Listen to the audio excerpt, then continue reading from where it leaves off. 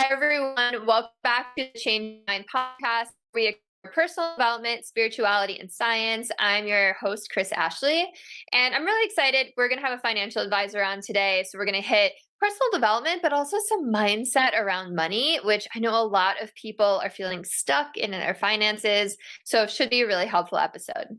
First, a couple quick announcements. Head over to the links in the show notes. You are going to find a wealth of resources. You'll find a link to my book, Change Your Mind to Change Your Reality. You'll find links to free downloads, my free live masterclass, my course, and of course, all of the links belonging to my guest as well.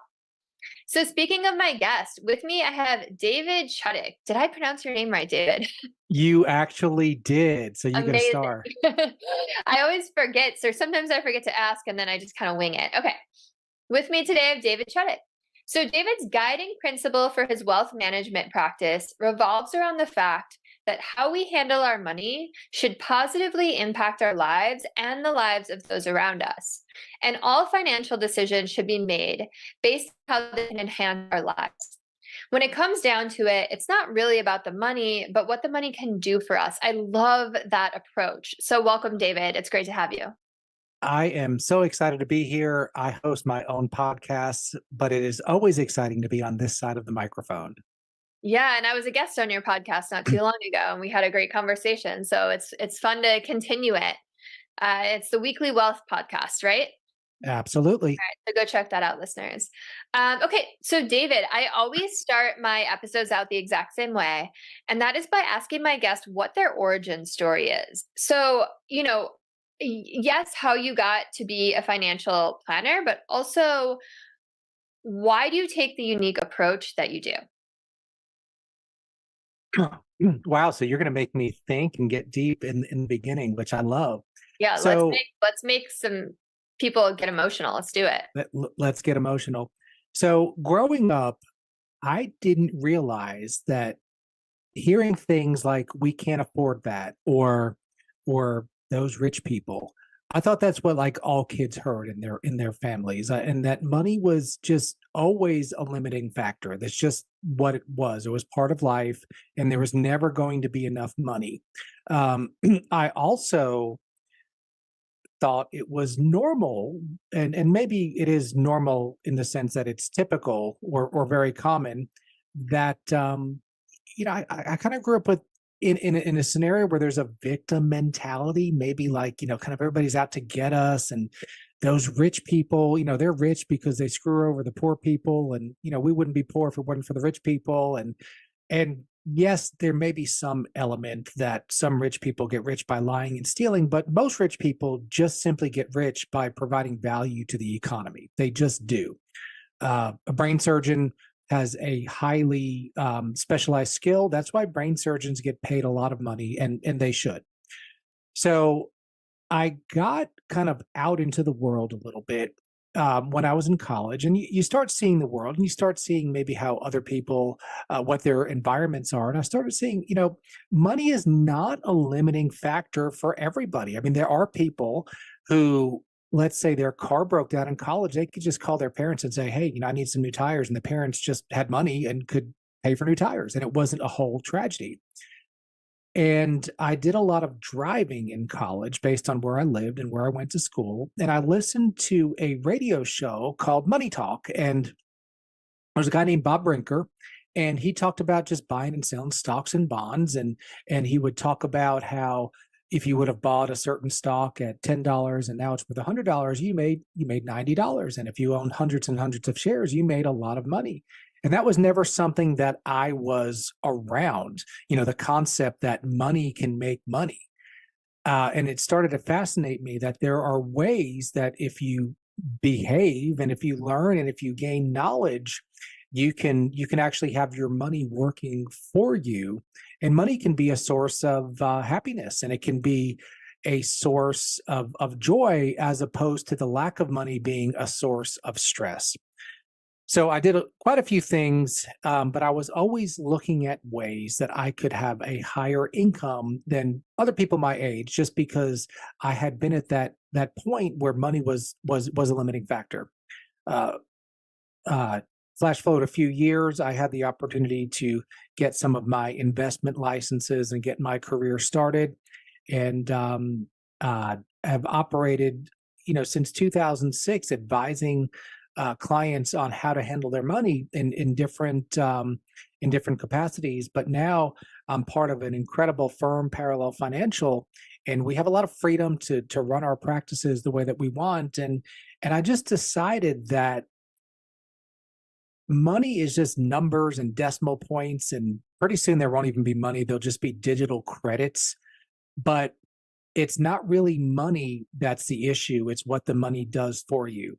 And there are two things that I like to tell my clients. Number one is that you probably can't name a problem that you've ever had in life that a little bit of money, you throw a little bit of more money at it, and the problem didn't at least get smaller. So I'm not saying that money solves all of your problems, because it doesn't. But even if you had, let's say, terminal cancer, would you rather have terminal cancer and have enough money to where your family maybe can not work and come to the hospital and see you? Or would you rather have terminal cancer and have your family also be worrying about how to pay for groceries and how to pay the rent? So, when you look at that, and I've gotten really passionate about helping clients to enhance their lives by how they handle their money. And it's not only the low earning people. A lot of people that make a lot of money, they spend a lot of money too, and then there comes the money stress. So hopefully that answers your question. It's been a long road. I've been on all sides of the financial spectrum. I've been to where money was very, very, very limited. And I did the college kid thing where there are, very few dollars. And then last week we were on vacation with the family, and we probably spent way too much money. But you know what? That was okay. We made some memories.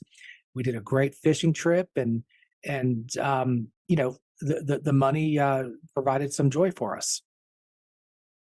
Thank you so much for sharing that. I think it's so important because what we hear growing up becomes our filter, our lens, and we, without even realizing it, adopt the beliefs and the opinions of the adults that we grew up around, Mhm. right? And I was the opposite. My parents like lived off of interest in like the 80s. So, and they just bought CDs, right? So I was like very exposed to stocks and all of that, but so many people aren't. And I hear really similar to what you were saying, so many people out there blaming the rich for their problems, right? Or just thinking that they're evil or that money is evil. But money is a tool. Money is a symbol of freedom, like you so eloquently were saying.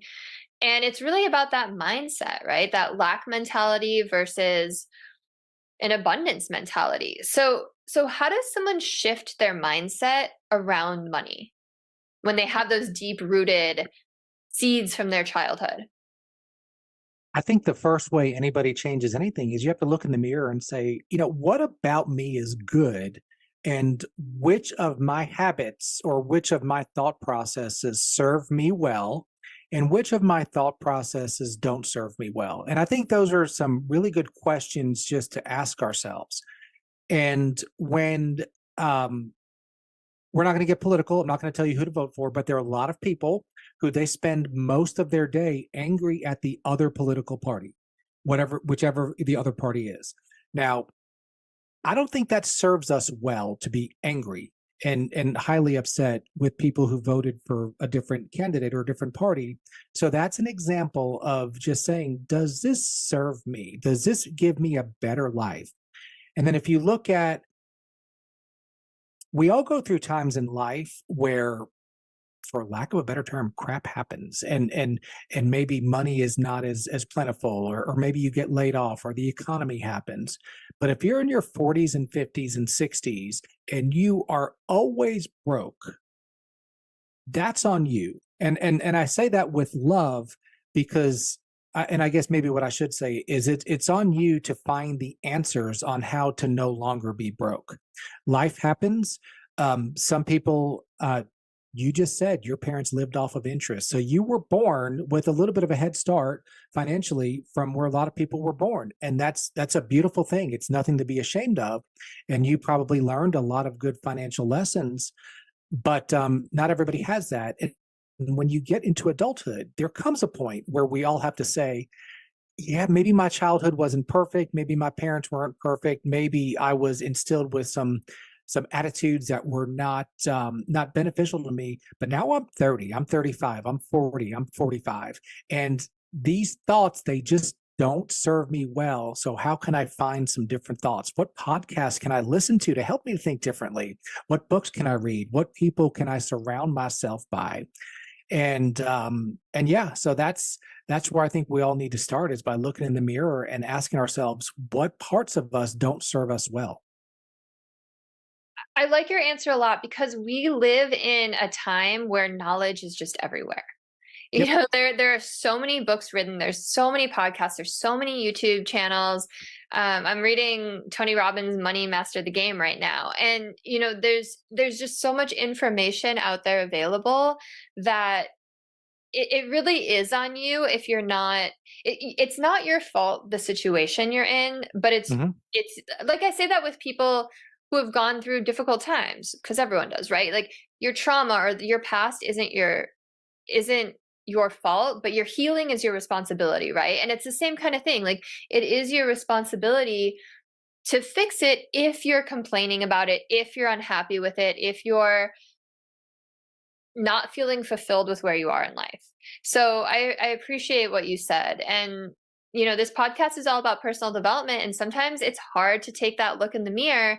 But if you're not honest with yourself, Hmm. you don't have that baseline, right? Yeah, there's a lot of blaming out there. Absolutely. And to also ask yourself, like, what should money mean to me? Mm, And you know, there are times where people, maybe they buy flashy stuff because they have maybe some underlying insecurities, and the flashy stuff is covering up some other shortcomings. So we have to ask ourselves, like, really, what should money mean to me, and what purpose in my life should it serve?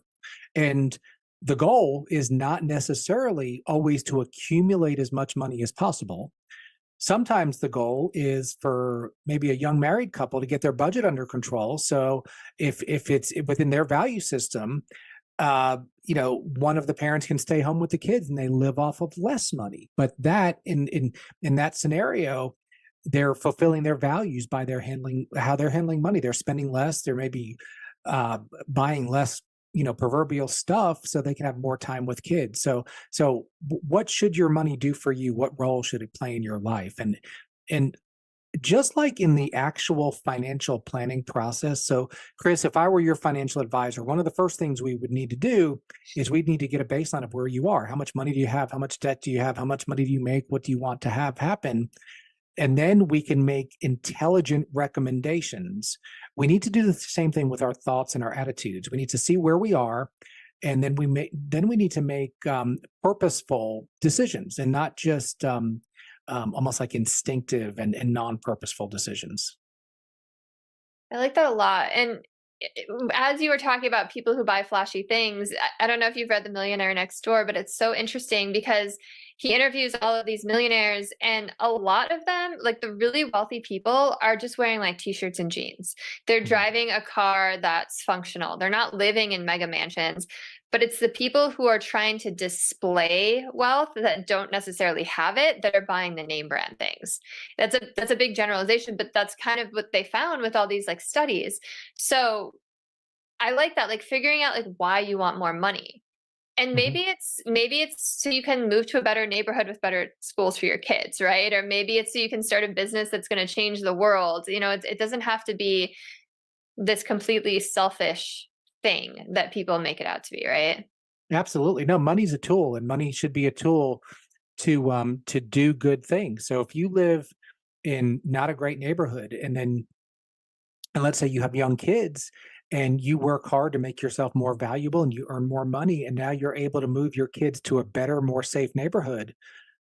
Money was part of the tool that got you there. And in that case, money gave your family a better life. I mean, there's just no other way around it. Now, you did the work to get the more money, but lots of other people do work to get more money, and then they just buy flashy stuff and don't necessarily improve their life. So money is a really, really, really deep issue. And it's not just dollars and cents.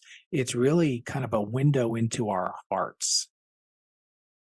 Yeah, talk to me more about that. So I know you're all about how money should positively affect us and the people in our lives.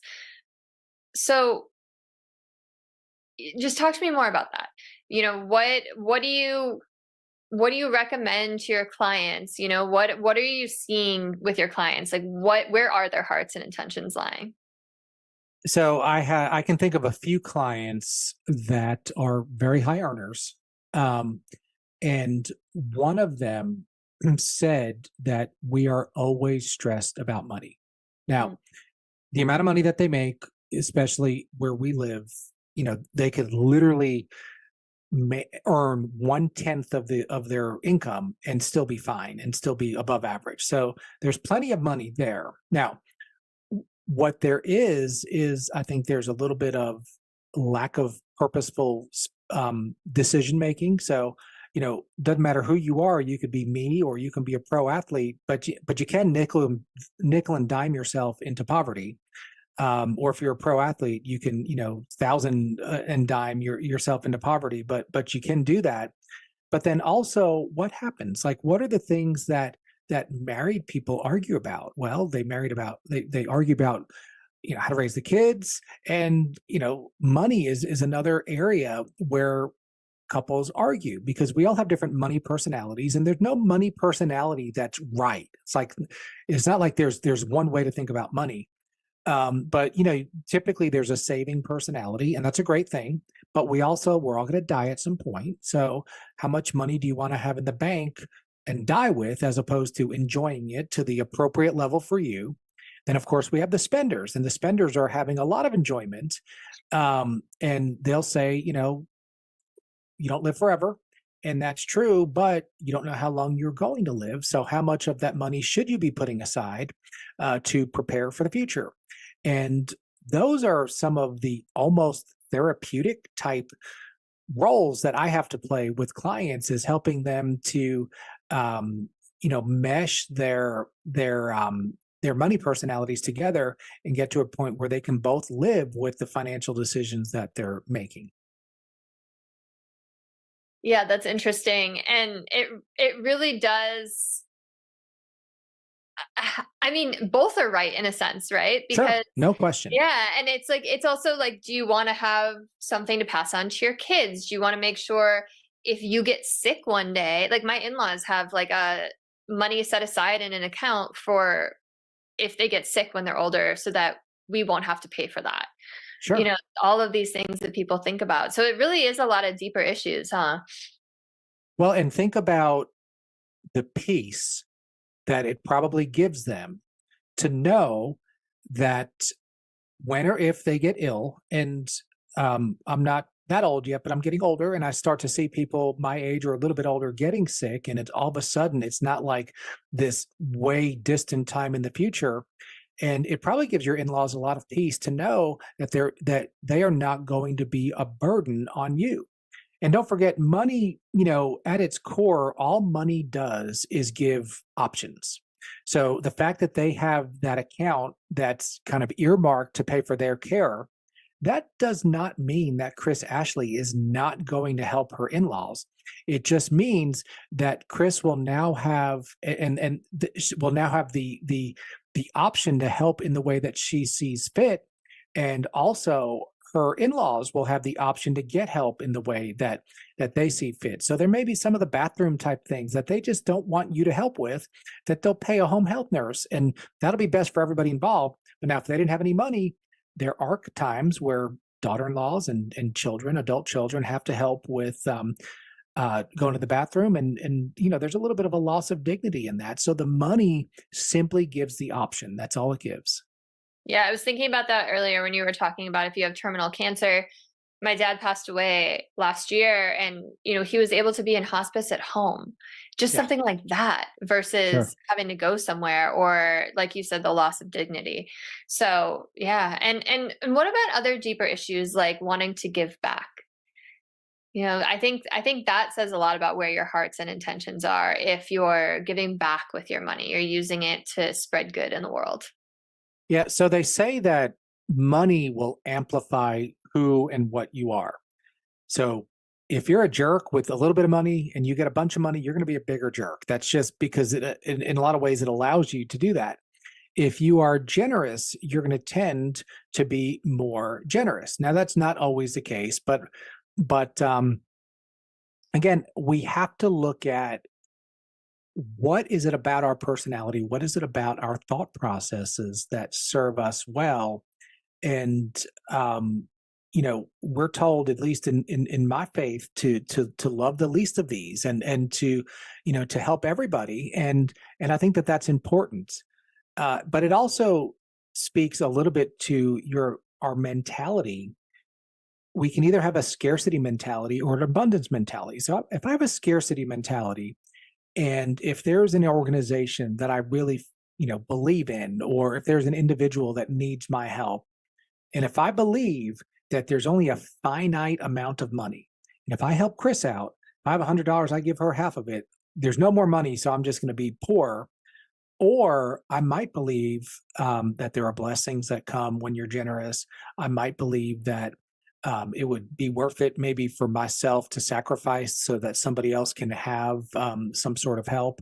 So there are a lot of different ways to look at generosity. But for me, um, I've always thought that there have been times where I needed help, and I would love to think that if I ever did need help again, there'd be somebody else out there that would help, because there are generous people exist. And I think that in many ways, the giver benefits more than the receiver in a giving scenario. Because to me, when I do it right, giving feels good. I mean, you feel like you've helped, and I think that's really, really important. I think it's one of the reasons we're on this planet, Mhm. personally, to help each other, right? They Sure. say NDE survivors are not asked, how much money did you have? What kind of car did you drive? They're asked, how much love did you give? How much did you help other people? What did you learn? You know? So, none of us are leaving this earth with our possessions, right? With our That's true. earthly possessions. So it's interesting, these different mentalities that you were just talking about around generosity and giving. Have you seen that actually play out with clients? Like the clients who have that mentality that the more I give, the more I'm going to get back, and seen that actually take place? You see both. You'll see people who will say y- some version of "I can't afford to give," and they may have a $2 million portfolio, but that could be that scarcity mentality. Um, and sometimes people maybe instinctively know, like when they first start giving, they know that they're going to be led to give more, and there's a little bit of fear in that. I think is just a human nature. But yeah, I've seen people, and giving is a big topic that we talk about, and in some cases we talk about strategic ways of giving, because there are tax efficient ways to give, but at its core, um, people tend to be better people when they're giving with a good heart. Now, there are cases where rich people give money so their name could be on the sign, or they have a building dedicated to them, and there's not necessarily anything wrong with that, you know, depending on the giver's heart. If their heart was really doing it so they could have a building named after them only, then maybe that's a little bit shallow. But if their heart was really just trying to give, and as a result they got some recognition, maybe that's not so bad. So, nobody knows what's in anybody else's heart. Sometimes we don't even know what's in our own hearts, or what's in our hearts might be somewhat conflicting. So it can be a really, really, really deep subject. Yeah, absolutely. My dad, I just think about my dad, he donated to everything. Literally, like, he couldn't even pass a homeless person on the street without giving money, and his heart would just break seeing people on the street, it makes me think of that Tony Robbins quotes, like, if you can't give 10 cents on a dollar, you're not gonna give a million on 10 million, right? It Yeah. goes back to, like Yeah. you said, money just amplifies who you really are. Yeah. So did your dad ever have a time of financial stress or financial downturn? Listen to this. My dad grew up dirt poor in Chicago. He was born in a two-bedroom apartment that he shared with his mother, his father, his brother, his grandmother, his uncle, and they had a boarder. Wow. He had nothing, and Wow. he was like a serial entrepreneur. He started businesses, and they all failed, right? He started a plant shop. He sold nuts and bolts. He sold paint. He sold pots and pans in Mexico for like 3 years. He lived down there, and then he finally started a business that just worked. And then Wow. he sold it. He started a yellow page company, actually, and a company was going around buying up yellow page companies. He wasn't even trying to sell, offered it to him, he sold, and then like 2 years later the internet happened. Oh, If that wow. if that hadn't happened, like, he would have gone bankrupt. So my dad started out with nothing, nothing at all. Wow. So yeah. And he was super savvy about money. Like I said, he taught me all about stocks, and he bought a lot of CDs, and that's kind of how they lived for a long time. But yeah, it's all about like what's in your heart, like you said. Yeah. Yeah. Well, and I think that we all hopefully get to places in life because of the person that we are. And I think if you're a generous person, you just tend to attract, there's the spiritual side of like blessings, but then also like if Chris is just a selfish jerk, like I don't want to go into business for you with you, or I don't want to be your employee, or I don't want to be around you. So like you would never benefit from anything that I could ever do for you. But if you're just a good person and you're generous and I see that you think about other people and you're successful and you make money and you have nice stuff for yourself, I think people around you are just going to benefit you more because you're like a valuable human being that's not just thinking about yourself.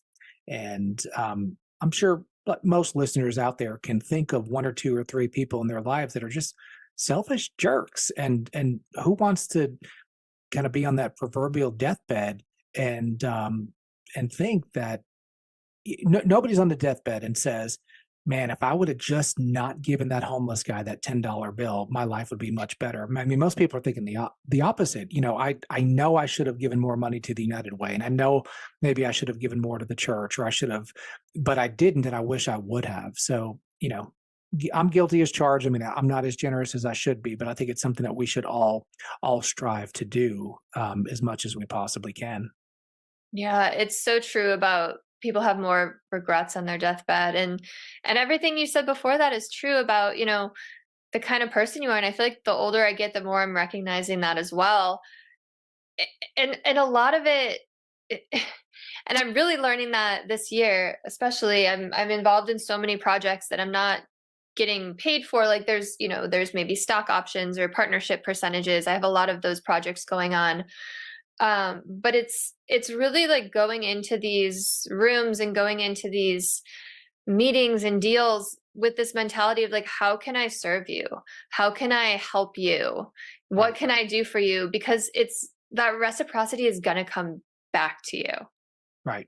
Right. right? It's Yeah. like, And I don't want to be the guy that ends up, with $50 million and employees that were making minimum wage. Like to me, that's not a successful life. Now, yeah. should the owner that took more risk and should they have more company? Of course they should.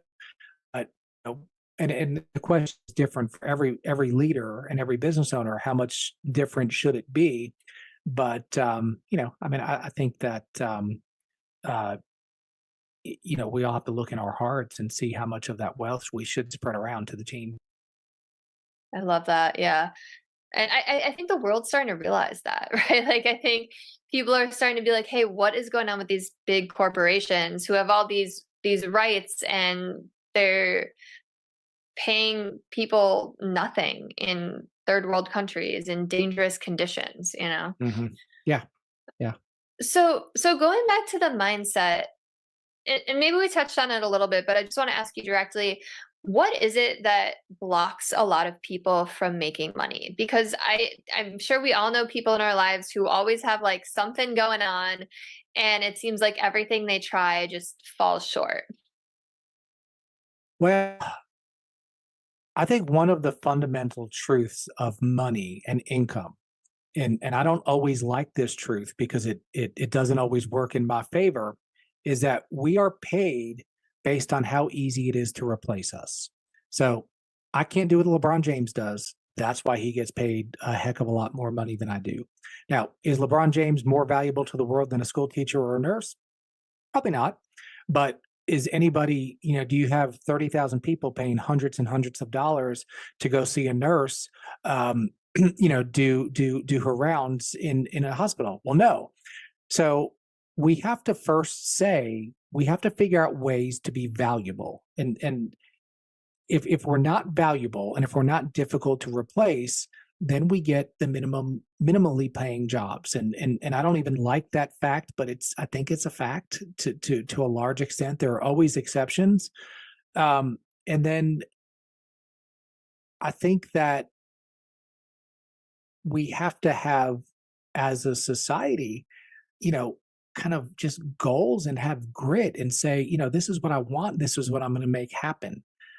My oldest son is going into his senior year at the University of South Carolina. And it's kind of amazing the people that he will be competing against for jobs.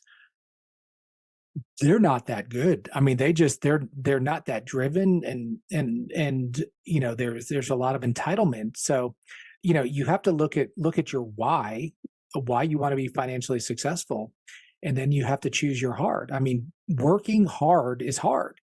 Being irreplaceable is hard, but so is being poor. So, choose your hard and do the hard things that'll help give you an easier life later on. Yeah, yeah, I like that. That being poor is hard as well.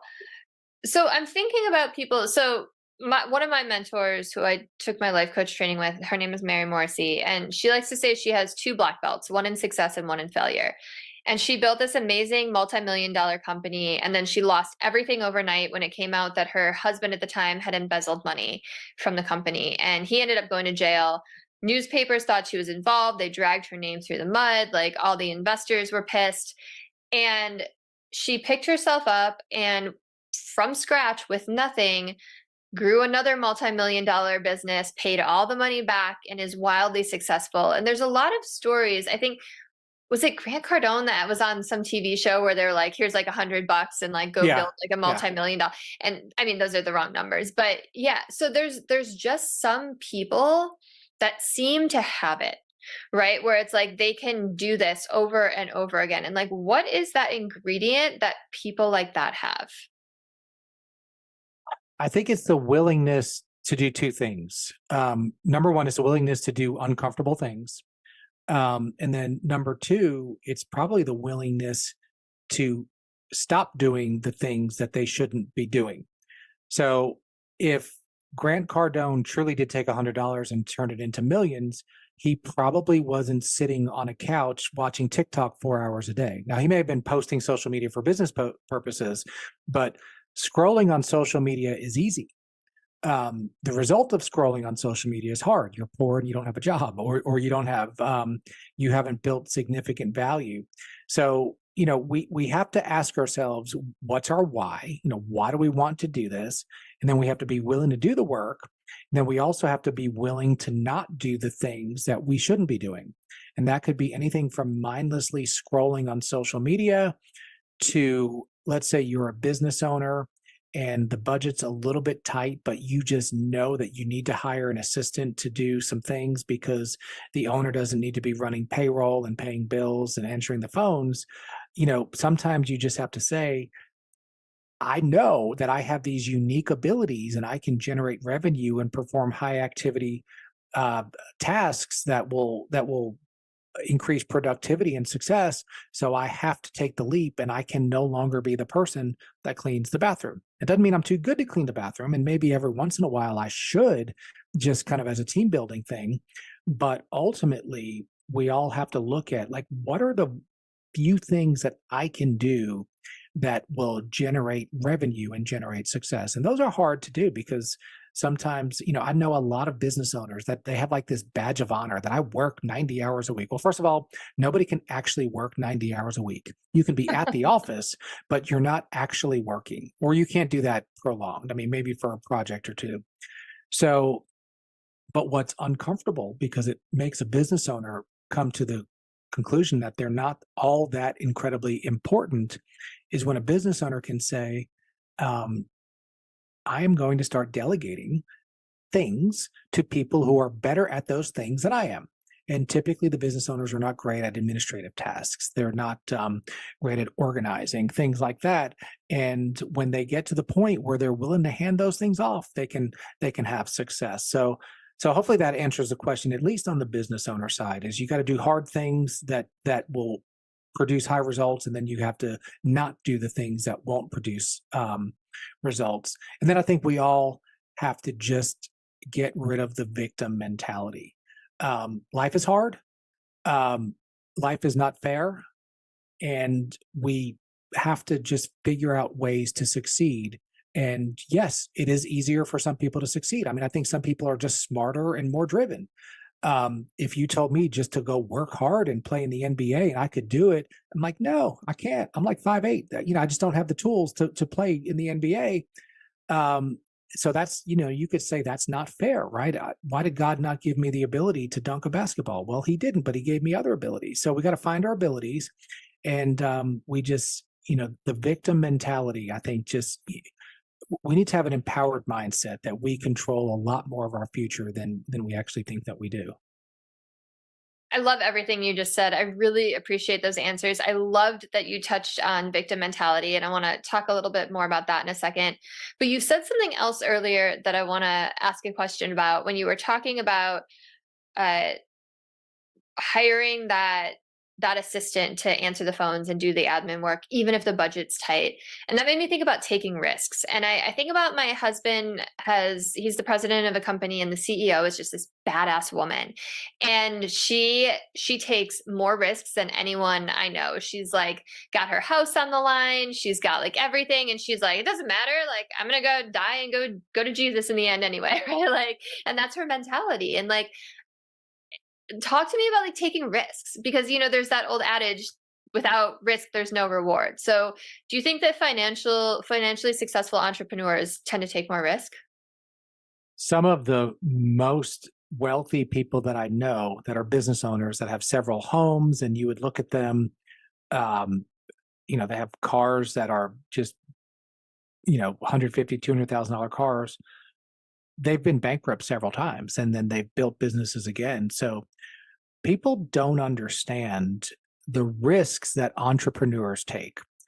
I'm actually starting a local mastermind group in my area of just entrepreneurs. We're just going to get together and support each other and everything, because if you're not an entrepreneur, you don't know what an entrepreneur deals with.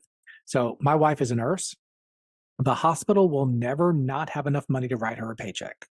Um, if her computer at work blows up, she'll contact somebody and a new computer will just magically show up the next day, and somebody else will set it up, and tech support will get her online, and she'll be up and running.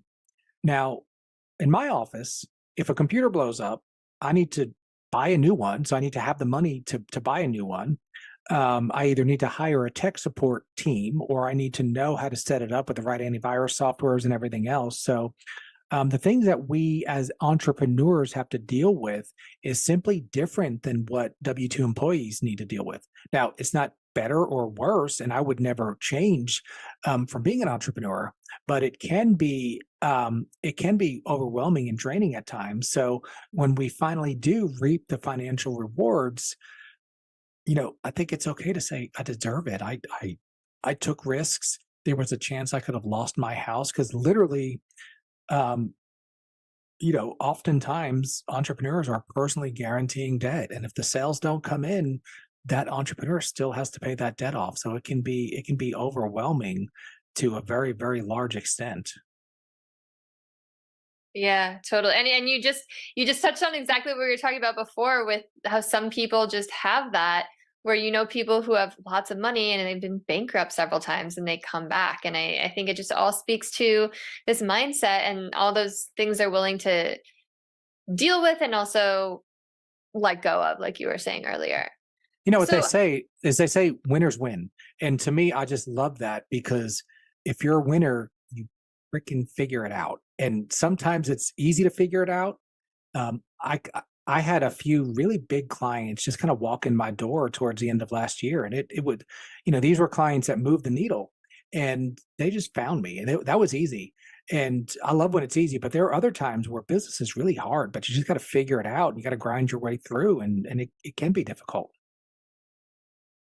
yeah, it makes me think of being adaptable too, right? Like if what you're doing isn't working, you don't keep doing it, right? It's like literally the definition of insanity, right? Like you Mhm. try something else and eventually there's something like I keep going back to Tony Robbins because he says so many smart things, but it's like now it's out of my head, but like eventually oh, don't say I've tried everything because you haven't tried everything because if you had tried everything, you would have found the one way that works, right? Exactly. Like there's a path out there where it all falls into place and you just haven't Mhm. tried it yet because you're not either you're so laser focused on what you have in front of you that you're not thinking about options or you're just not willing to be adaptable.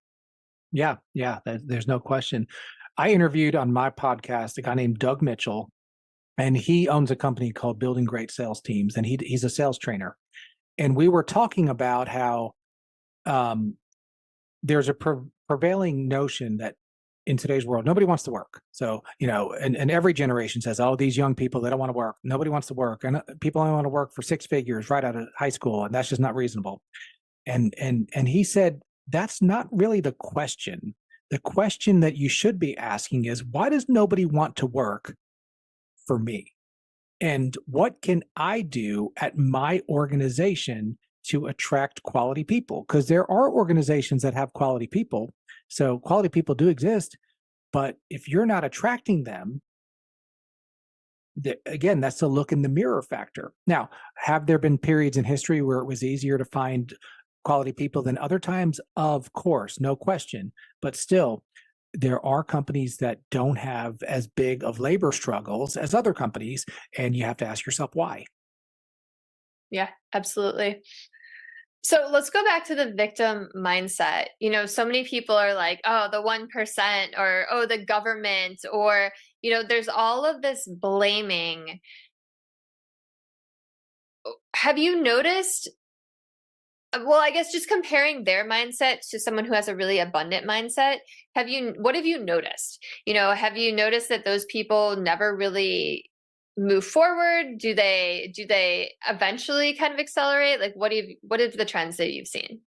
One of the trends is if you think about all of the truly successful people that you know, how many of them are posting on social media like 15 times a day? Probably not that many, unless it's like business related.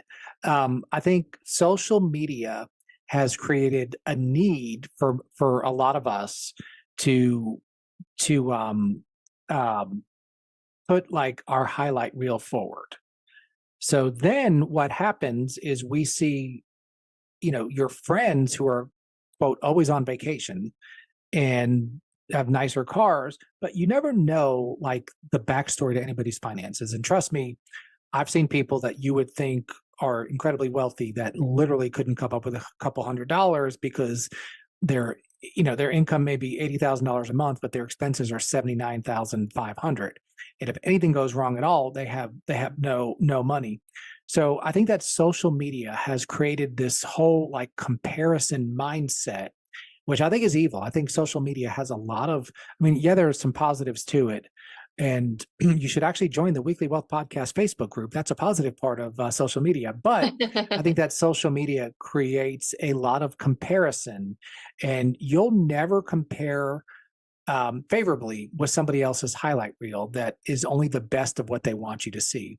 So then you start thinking, well, all these other people have more stuff than me, nicer stuff, and they just got it because can't possibly be because they work harder. It has to be because they were lucky. So if I wanted to have the biggest building in my town, I could do one of two things. I could work really, really hard and I could build a tall building. I could take some risks. I can borrow money. I could learn how to do construction. I can build the tallest building, or I can build a medium-sized building and just knock yours over. And it's much easier to build a small building and knock yours over. And now mine is the biggest. So, sometimes I think we just need to ask: is that are those other people, number one, are they truly successful? And if they are truly successful, what are they doing that I'm not doing? Because I'd like to be truly successful as well. Yeah, success leaves clues, right? One of the It best does. quotes ever. Mhm. Uh, yeah, and I think what you're speaking to is so important, that people will cheer you on as long as you're not more successful than them, right? And then as soon as you become more successful, that's when they turn on you, because it reminds them that they're not successful, right? That they're not doing it. So yeah, you're over there nodding. Talk to me about it. Well, a couple years ago, um, when my car was newer, I got a couple years worth of free services, oil changes, and such at the dealership. And at times they would give me a loaner. So one time they actually gave me a Range Rover as a loaner car, and I don't drive a Range Rover. So first I was thinking, cars can't make you happy. Then I was like, yeah, no, this car might be able to truly make me happy, which is not true. But so I live about 30 miles from the dealership. So conveniently, I told the dealership that, I had to go back to my house and I couldn't make it back to drop the car off that night. So I got to keep the Land Rover for a day or two. And it was amazing. Like how many people said, "Oh, look who's rich now." And I was like, "Oh, look who's judgmental. It's not even my car." There was one guy that I actually consider a friend that owns a business, and he said, "I should be charging you more since you're so rich." And I said, "Not my car. I give it back tomorrow." So there was like an automatic feeling of jealousy for something that wasn't even real. It wasn't even my car. I don't have a $150,000 car, but when people saw that, they automatically, quite a few people had to just bring in some form of almost degrading me for having something that was expensive. And the joke was on them because it wasn't even mine. But if you have a crappy car and if I have what you perceive to be a really nice car, again, you can ask yourself, what are the things that over time you could do that would give yourself the ability to financially be able to afford a better car? Or you can just in some way, shape, or form say that I'm a bad, selfish, horrible person because I have a nicer car than you. And those are some of the mind games that we need to play with ourselves. That's wild. Hmm. That's like watching a live psychology experiment unfold in front of you with people you know. Hmm. Yeah, yeah. I mean, I got Yeah. quite a few people that, said some things that were kind of sarcastic and not that nice about a car that wasn't even mine. So, That's crazy. I think I brought this up on your podcast, and it's an example that I keep talking about, and I'm not going to be able to talk about it for too much longer because it's like a historical event that's almost out of people's minds now. But when that submersible mhm. went down to look at the Titanic wreckage, is that what it's called? A submersible? It Yeah, wasn't a yeah. submarine. It went down to look at the Titanic wreckage, and it was, a bunch of very wealthy people on it and a kid, right? Like, regardless. And it imploded, and we found out later they had this like horrible death. They knew it was happening. They could hear the cracks. The thing like plummeted, and just awful, like heartbreaking, Mhm. awful. All these news outlets were posting about it on social media, and the comment sections were just freaking horrific. It was like, oh, good, some billionaires are dead. Like, kill the rich, eat the rich, all these things, screw the rich. And it was just like these are people's lives. And it's like, do you think any of those people posting those comments are gonna get wealthy with that kind of mindset? Like, no, of course Yeah, not. yeah. It No, was I unreal. agree. It's Yeah, disgusting. yeah. And I also think that people that are very valuable to the marketplace, I don't think they have the time to sit and comment on social media articles anyway. So I think there's a lot we can all learn from that. Is it's easy to be a keyboard warrior, but ultimately, social media. I think we're all pretty well served to limit it to some extent. Yeah, there's, I think it was Brene Brown had that speech about like if you're not in the arena doing the damn thing, then like your opinion doesn't even matter to me. Right. Like Right. Yeah. Yeah. I posted some little like TikTok short about internet trolls because I was genuinely curious, like what is it that they're getting out of it? Because, when people are, I almost feel bad for people that there must be so much pain or fear in their life or unhappiness that they have to sit out there and just degrade others and attack others and bring others down. And I remember I got a comment on it and it just blew my mind. This guy was like, it's actually really cathartic for me. It was like such an honest comment that being an internet troll online and starting fights and attacking people online was cathartic for him. And I just thought, wow, like, thank you for your honesty. But it just says so much about that person's life that that's what he needs to do to feel better.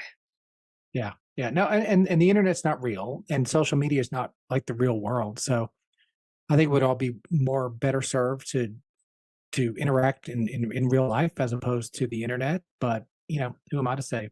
I always, I've never understood the selfie concept. Like, number one, everybody knows like what you look like.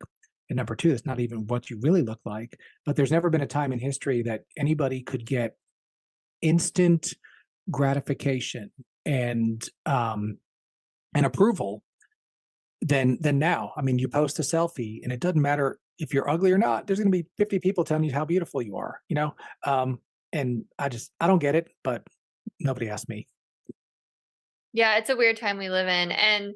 And all of these people who are becoming, influencers or social media stars because of maybe their looks or because of, whatever they're posting, their highlight reel, have suddenly become these quote unquote experts that are now giving their opinion on things and people are listening to that. It's just like a wild time, bringing it back to business too, right? Oh yeah. Like Well, some especially in of the the coaching quote, industry, you see a lot of it. yeah, yeah. I mean, some of the quote financial advice that influencers give is literally beyond anything that could even be considered logical. But if you're an influencer, all of a sudden you have some sort of authority, which you really don't. So Yeah. Well, this has been such a great conversation. I can't believe it's already a little after 2. So I want to honor your time and just thank you so much for coming on. This was just enlightening, and I think a lot of people are going to find it really helpful. And I'm sure a lot of people, I know you gave a little plug for your Facebook group, but I'm sure a lot of people want to know how they can connect with you to learn more. So please share how people can find you and what you're up to. yeah, so check out the Weekly Wealth Podcast. You could look on Apple, Spotify, all the major platforms, or just go to www.weeklywealthpodcast.com. We put out episodes every week, and we really just try to help people to live better lives by how they handle their money. If you ever have any questions, I'm always happy to point anybody in the right direction. You can just email david@parallelfinancial.com. If there's nobody that has too little money or too much money, I can my way to give back to the world is by meeting with anybody. And we've all been to where we need a little bit of help, and we've had some money issues. So yeah, Weekly Wealth Podcast, check it out. Yeah, and thank you for what you're doing in the world. That's really important, and I love your mentality and your outlook. That's really beautiful. And if you're listening, please send this to someone who could use it. Like, comment, share, subscribe, all the things. And I will see you next week on the podcast. Take care, everyone.